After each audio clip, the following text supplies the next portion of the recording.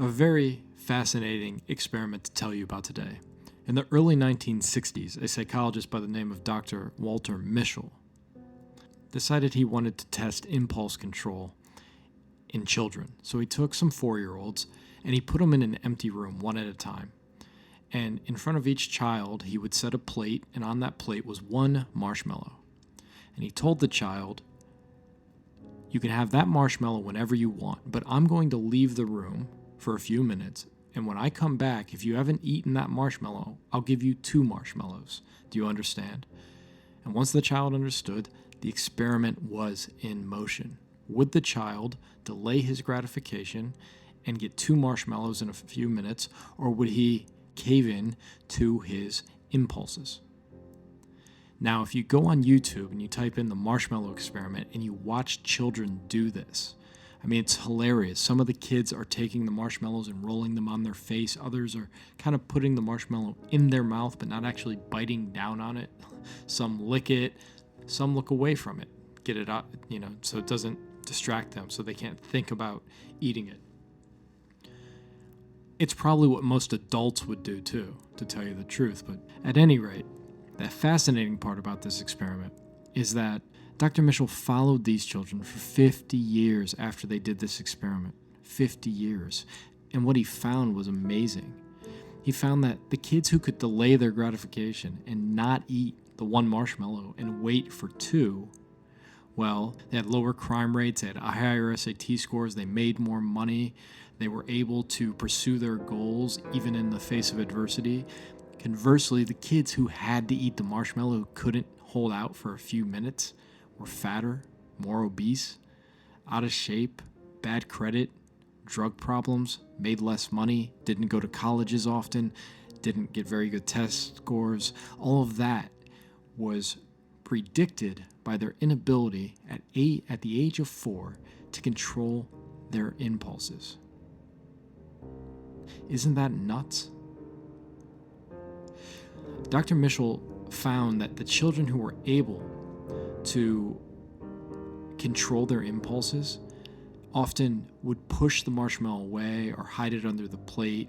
They would turn their chair around, they'd look the other way, they would sing songs to themselves, anything to distract themselves from caving into this massive temptation for a 4-year-old.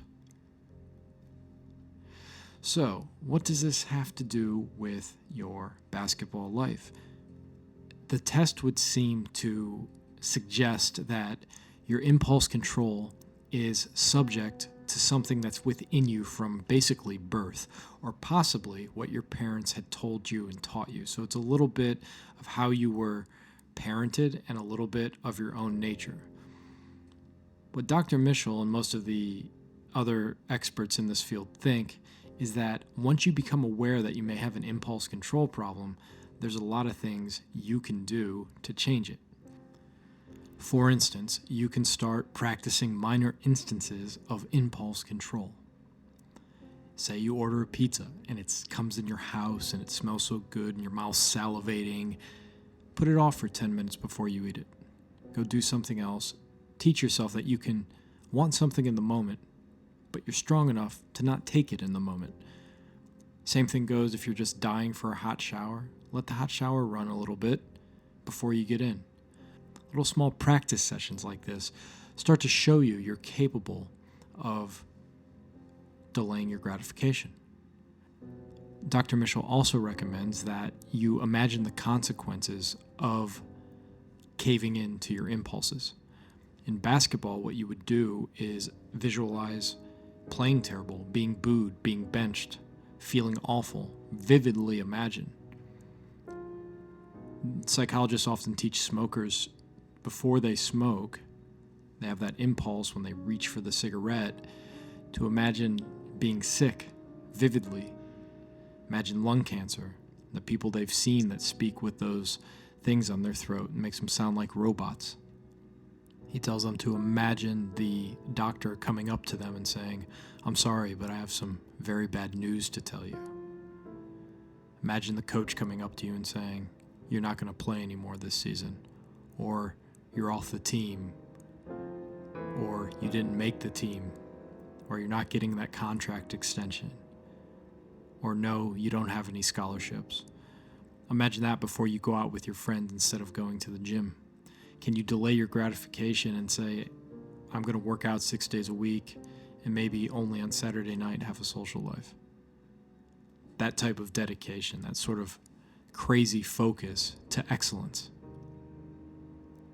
It's crazy what a simple marshmallow experiment can teach you, isn't it?